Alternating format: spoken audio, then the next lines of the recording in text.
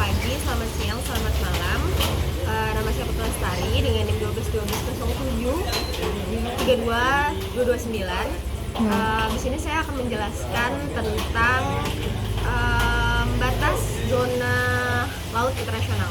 Nah, sebelum kita memasuki materi inti, saya akan menjelaskan terlebih dahulu apa itu hukum laut.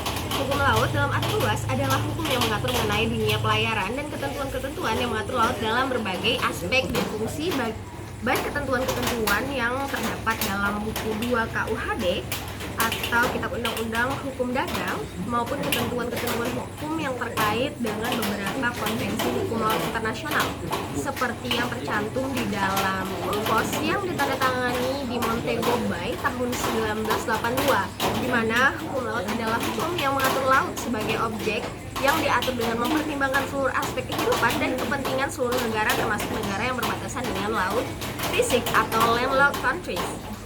Guna pemanfaatan laut dengan seluruh potensi yang terkandung di dalamnya bagi umat manusia sebagaimana tercantum dalam UNCLOS tahun 1982 beserta konvensi-konvensi internasional yang terkait langsung dengannya. Nah, karena kita sudah membahas tentang pengertian hukum laut itu sendiri, mari kita masuk ke dalam pengertian area dasar laut internasional. Pada UNCLOS tahun 1982, definisi dari daerah laut internasional yang mengartikan bahwa kawasan the area atau the seabed and ocean floor and subsoil terror beyond the limits of the national jurisdiction.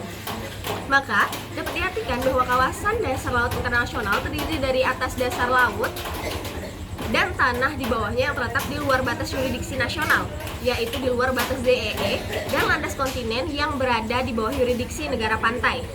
Dengan demikian, di kawasan laut internasional ini tidak terdapat kedaulatan negara manapun atau hak-hak berdaulat suatu negara secara eksklusif. Nah, itulah dia pengertian dari area dasar laut internasional. Yang kedua, kita akan masuk kepada cakupan area dasar laut internasional, di mana area dasar laut internasional yang juga dikenal sebagai kawasan mengacu pada bagian dasar laut dan tanah di bawahnya yang berada di luar batas yurisdiksi nasional suatu negara. Cakupan area dasar laut internasional ini diatur oleh Konvensi Perserikatan Bangsa-Bangsa atau PBB tentang hukum laut atau UNCLOS. Berdasarkan UNCLOS, area dasar laut internasional mencakup 1. Dasar laut dan dasar di bawahnya di luar yurisdiksi nasional suatu negara, yaitu luar batas zona ekonomi eksklusif atau ZEE dan landasan kontinen dari sebuah negara. Nomor 2 adalah sumber daya alam di dasar laut dan tanah di bawahnya, termasuk mineral dan sumber daya lainnya. Yang ketiga, area yang tidak termasuk dalam yurisdiksi nasional suatu negara yang merupakan warisan bersama umat manusia. Nah, itulah dia cakupan area dasar laut internasional. Sekarang kita masuk pada bagian ketiga. Yaitu hak dan kewajiban negara di area dasar laut internasional. Sebagai kewajiban negara Indonesia sendiri adalah berpartisipasi dalam eksploitasi dan eksplorasi sebagai kerjasama dengan negara-negara lain, organisasi internasional, atau perusahaan dalam negeri atau asing untuk mengelola dasar laut internasional bila mampu, dan sebagai anggota ISBA turut serta mengawasi kegiatan di area laut internasional. Dapat disimpulkan tentang kawasan area internasional atau seabed orientation adalah ISBA. Hak-hak mengenai kepentingan negara-negara pantai, adapun hak-hak di negara-negara pantai adalah sebagai berikut. Yang pertama adalah kegiatan-kegiatan di kawasan berkenaan dengan pengambilan endapan kekayaan di kawasan yang letaknya melintasi garis-garis batas berharap nasional, dilakukan dengan memperhatikan seperlunya hak-hak dari negara-negara tersebut.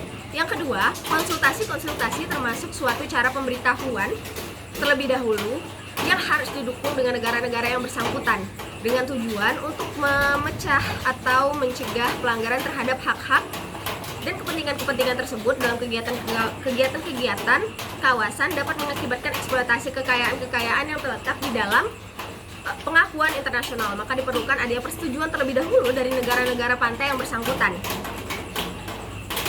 3 adalah Konvensi Hukum Laut untuk Perserikatan Bangsa-Bangsa atau UNCLOS pada tahun 1982, merupakan aturan-aturan internasional yang di dalamnya mengatur bidang dasar laut internasional dengan penggolongan dasar laut internasional dan bawah tanah.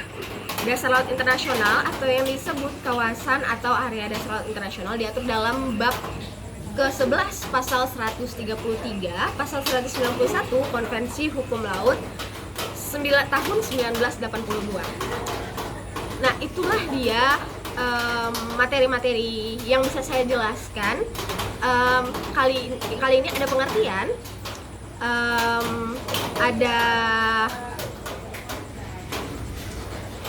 ada cakupan area dasar laut internasional serta hak dan kewajiban negara di area laut internasional. Kemudian, apa kesimpulan dari 3 pembahasan saya ini adalah area dasar laut merupakan dasar samudra dan tanah di bawahnya yang di luar yurisdiksi internasional. Kekayaan area di dasar laut internasional ini adalah segala kekayaan mineral bersifat padat, cair, gas di area atau kawasan tanah di bawah dasar laut, termasuk bahan polimetalik yang kemudian semua hasilnya dari kekayaan dari area atau kawasan tersebut disebut dengan mineral-mineral.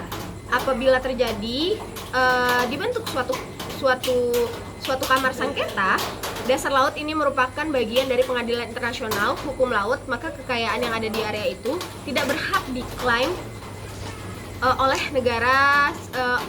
negara-negara sendiri, melainkan kekayaan dalam alam tersebut. Nah, mungkin itu saja yang bisa saya jelaskan. Saya Putri Lestari pamit undur diri. Mohon maaf jika ada salah kata. Saya ucapkan wassalamualaikum warahmatullahi wabarakatuh.